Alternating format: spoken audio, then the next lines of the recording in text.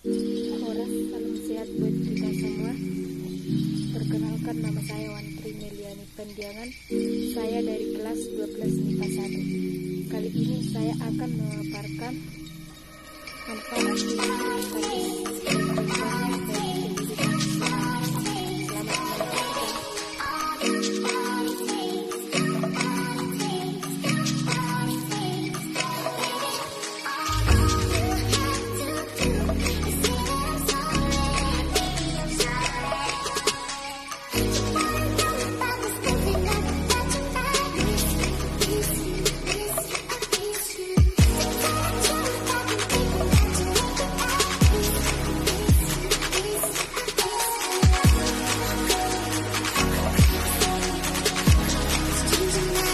Hai teman-teman, untuk video kali ini saya akan memaparkan tentang konsep listrik statis.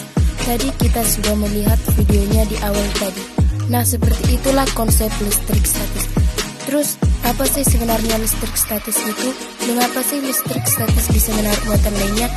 Dan apa saja contohnya dan penerapannya di bumi kita? Tiga masalah tadi akan kita bahas satu persatu.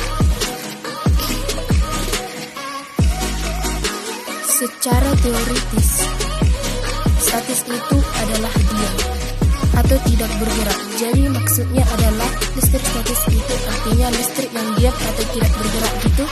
Jangan salah, apapun jenisnya listrik itu bergerak atau berpindah. Jadi apanya sih yang diam?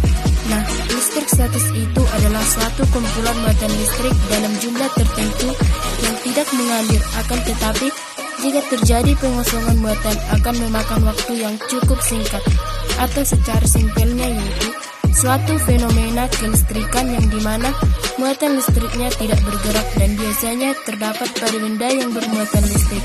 Jadi pada elektrostatika muatannya tidak berpindah atau bergerak.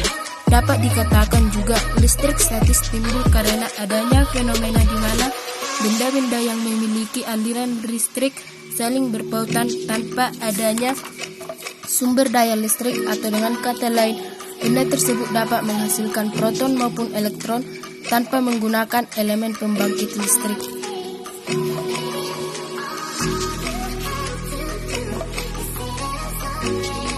Pernahkah kalian melihat atau bahkan praktikum tentang menggosok penggaris plastik ke rambut kering, kemudian didekatkan dengan potongan kertas yang halus?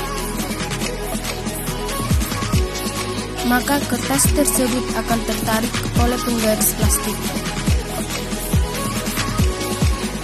Ini semua bukan gejala magnet, melainkan gejala kelistrikan. Pada listrik statis, benda dapat tarik-menarik karena adanya atom-atom yaitu proton dan elektron. Semua zat itu pasti tersusun atas atom-atom, setiap atomnya pun itu terdapat proton dan neutron. Dan inti atomnya yang di dalam itu dikelilingi oleh elektron-elektron yang bergerak melingkari proton dan neutron. Atom yang bermuatan positif itu disebut proton, sedangkan negatif disebut elektron. Nah, benda dapat menarik benda lainnya karena perbedaan muatan. Apabila kedua benda berbeda muatan, maka keduanya akan tarik-menarik. Namun, apabila kedua muatannya sama, maka mereka akan tolak-menolak. Untuk mendeteksi muatan listrik statis adalah elektroskop. Bagaimana cara kerja elektroskop? Pertama, pada saat netral, proton dan elektron pada elektroskop tersebar merata pada seluruh bagian elektroskop, sehingga daun logam akan menguncup.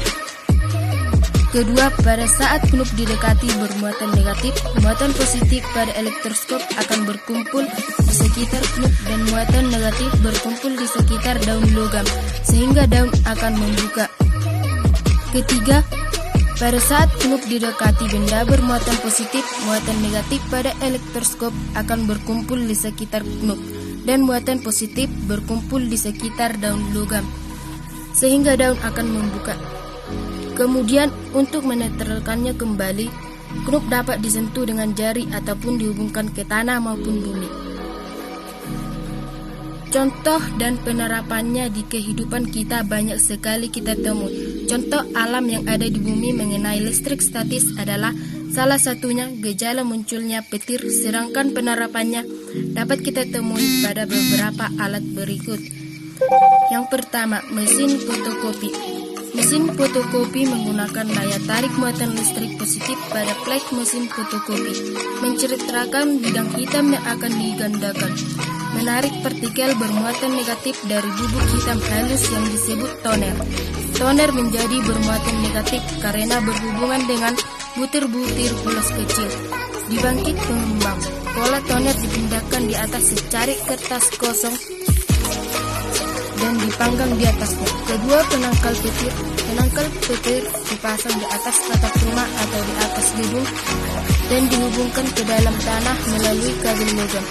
Penangkal petir menyediakan barang bagi muatan listrik di awan agar dapat berpindah menuju tanah melalui kawat, sehingga bangunan yang disambar petir tidak akan hancur.